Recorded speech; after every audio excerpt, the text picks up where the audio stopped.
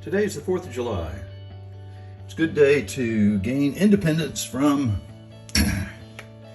a poorly performing refrigerator. It's about this time of year, each year, when it seems like my refrigerator begins to reduce its performance. That is to say that it has a little more difficulty keeping up the temperatures or keeping down the temperatures that I would desire that it would have so that our ice cream stays cold and our milk stays fresh. Part of the challenge with a residential refrigerator is, and this is particularly true if you have pets, is that the coils of the condensing unit that are located either under or back or in a rather inaccessible place in the unit are becoming covered with dust, and that impedes their ability to transmit the heat back to the room that it is extracting from the cold space, from the evaporator coil on the inside. That's the cold part. So really all the refrigerator is doing is moving heat from the inside of the refrigerator to the outside, and in the absence of heat, you have cold. So if the coils are dusty, they can't move that heat. They can't shift that heat from the coil to the room. And we want it to do that as effectively and easily as possible. So the first thing I'm going to do is an initial vacuum up around the outside. I've taken off a couple of screws just to have something to do during dialogue. Let's do this.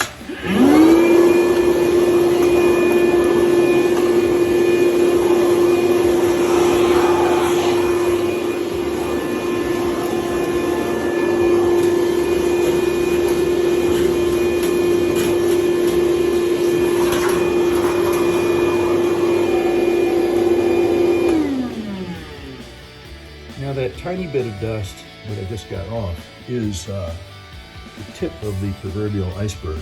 The real dust is on the coil on the inside. That's why I'm removing this plate. And with any repair that we're going to do to a home appliance or device, the wise person would begin by unplugging it, at least producing one of the possibilities of injury. So if you're doing any kind of home repair, you want to do that. The other is, when you're pulling your refrigerator in and out, make sure that you don't pinch or in any way damage your ice line, because that would sure make a mess, wouldn't it? All right, let's see if I can move this light. Now I've taken off most of these screws. They're usually very easy to get removed, and there's no need to put them on super tight when you put them back, because it's not like it's going anywhere. So it looks like the prior servicer has done that nicely. This has a little tab that tucks in down here. Get the last screw out. This is really easy stuff. The challenge is going to come in just a minute when we see that there's more dust than our vacuum will pull off. Hello, screw, I know you're down there. I'll find you. There you go. Okay, let's see. Voila. Okay, all right.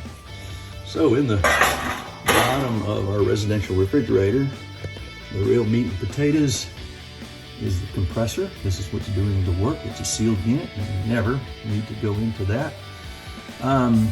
Some of them have a little starter relay and such, but we don't concern ourselves with that today. And this is the coil. Now, it looks easy enough to get the dust off the outside, but what you discover is that this is in fact a coil that's wrapped around like a roll of coil. The old refrigerators used to be up the back, and you can see the whole coil. Now they have in this unit, they have a compressed space volume, and they have a fan that's going to blow down the center of this, but I can vacuum the edge, and I'll do that now.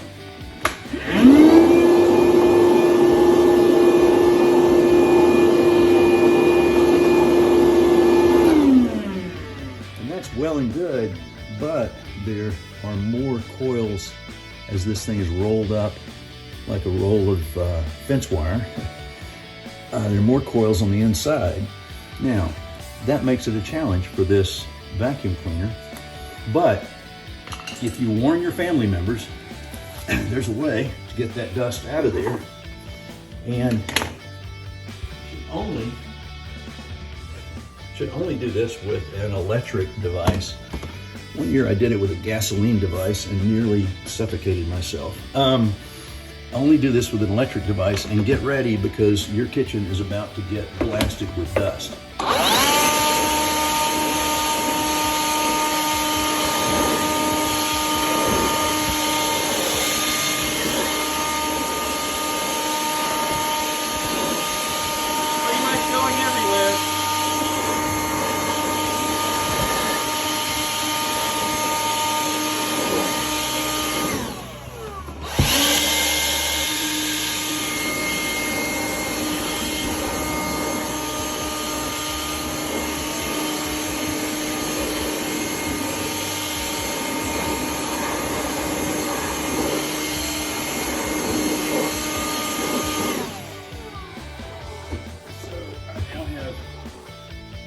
Fuzzy dust all over my kitchen, and that's a good thing because I no longer have that same fuzzy dust in here.